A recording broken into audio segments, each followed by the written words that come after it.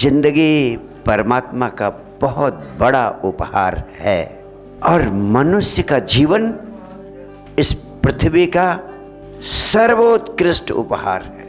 आपको पता है, लाखों करोड़ों योनियों में भटकने के बाद विकसित होते होते तब मनुष्य योनि उपलब्ध होती है आपको, करोड़ों अरबों सालों के बाद। एक शुभ सूचना ये है कि मैंने ध्यान समाधि की गहराइयों में जाकर इस सत्य को पाया है और सभी संबुद्धों ने इस सत्य को अनुभव किया है, इसकी पुष्टि की है। आपके लिए भी बहुत बड़ी खुशखबरी की बात है कि आप चेतना के तल पर करोड़ों अरबों साल से इतना विकसित हो चुके हैं कि अब इसके नीचे जाने की संभावना नहीं है आपकी। यानी मनुष्य योनि से नीचे आप नहीं जाएंगे अब कभी भी। इतना आपने ऑलरेडी पुण्य कमा लिया है, इतना श्रम कर लिया है, मनुष्य योनि से नीचे नहीं जाएंगे अब आप। हाँ, ये हो सकता है कि मनुष्य योनि में रहते हुए ही आप कुत्ते बिल्ली और पशुओं जैसा जीवन जीने, ये दूसरी बात है। लेकिन फिर आप पैदा होंगे तो फिर मनुष्य के रूप में ही पैदा होंगे। फिर आपकी संभावना क्या है? आपकी इतनी बड़ी संभावना है, हर एक व्यक्ति की संभावना है, जिसे बुद्ध, कृष्ण, क्राइस्ट, मोहम्मद सब ने स्वीकार किया है कि आपके भीतर थोड़ी सी समझ आ जाए तो मनुष्य की चेतना से ऊपर परम आनंद की अवस्था को प्राप्त करके आप बुद्ध, कृष्ण, क्राइस्ट, मोहम्मद की श्रेणी में पहुंच सकते हैं। हर एक की संभावना है। तो मैं आपको उसी संभावना की ओर ले जाना चाहता हूं। अगर आपने निष्ठा से, कड़े से, संकल्प के साथ मेरा हाथ पकड़ लिया, मैं वचन देता हूं, एक एक व्यक्ति की संभावना है बुद्ध, कृष्ण, क्राइस्ट, मोहम्मद की चेतना को पाने की, परम आनंद को पाने की, परम उपलब्धि को पाने की। हो सकता है आप इस जीवन में छोटी कुर्सी बड़ी कुर्सी के चक्कर में लड़ते रहें और जीवन को ऐसे ही व्यर्थ गंवा दें। इस संसार की कुर्सियां कोई अर्थ नहीं रख सकती, सब व्यर्थ चली जाती। जहां जिस कुर्सी पर हो, पहली बात जो मैंने कही, उसके आनंद से अपने को वंचित मत करो।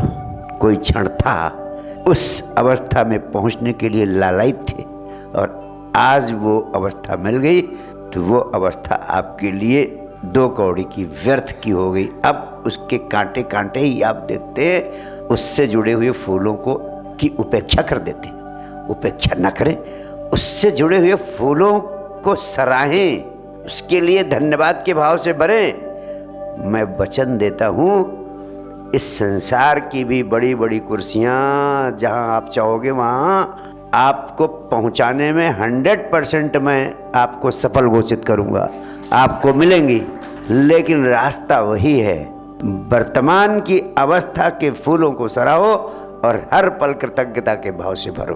दूसरी जो सबसे बड़ी बाधा है, जो आप सबके भीतर जो आनंद को अनुभव करने की संभावना है, उस संभावना की जड़ें दब गई हैं, उस संभावना की जड़ें कट गई हैं। जड़ें हैं लेकिन उनके ऊपर पाथर पड़ गया है। जो हंसता हुआ जीवन जीने की संभावना, बीज आपके भीतर है, वो बीज अंकुरित नहीं हो पा रहा है, उसके ऊपर पत्थर पड़ गया है। यानी जो कुछ आप हो सकते हो उसकी सारी संभावनाएं आपके भीतर हैं, लेकिन उनके ऊपर पत्थर पड़ गया है।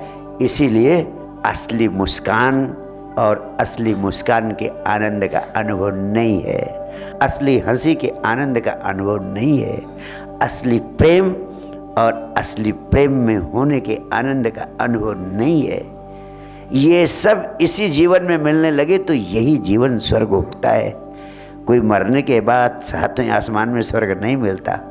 ये जो संभावनाएं आपके भीतर नीत हैं, जिनके ऊपर तमाम सारे नकारात्मकता के पत्थर बोझ पड़े हुए हैं, उनको हटाते ही आपके भीतर का कमल खिल सकता है, जिसे अध्यात्म के वैज्ञानिकों ने सहस्रदल कमल, हजार पंखुड़ियों वाला कमल, 1000 पेटल्स फ्लावर की संज्ञा दी है।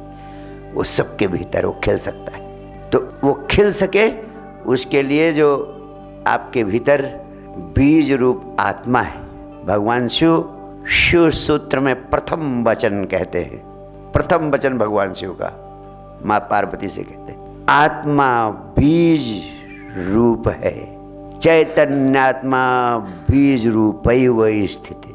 चेतना के रूप में आत्मा बीज के रूप में हर व्यक्ति के भीतर है। इतना ही कहकर चुप हो जाते हैं, फिर अगली बात कहते हैं, लेकिन इतनी सारगर्भित बात है जिसका अर्थ है कि जो आत्मा का बीज, चैतन्य का बीज तुम्हारे भीतर है, ये बीज खिल सकता है और 1000 पेटल्स फ्लावर, सहस्त्र दल कमल, हजार पंखुड़ियों वाला कमल बन सकता है। ये बीज जब सहस्त्र दल कमल बनता है तब ये आपके सहस्रार पर खिलता हुआ दिखाई पड़ता है। यहीं से आपकी मूलाधार की ऊर्जा जब सहस्रार पे पहुंचती है और सहस्रार से ऊपर की तरफ उठती है, तब वही महासंभोग की अवस्था होती है।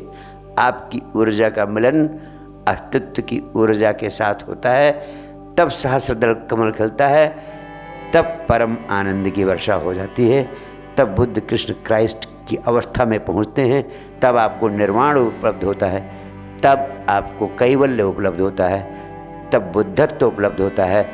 उसी को परम आनंद कहते हैं, उसी को परमात्मा की उपलब्धि कहते हैं।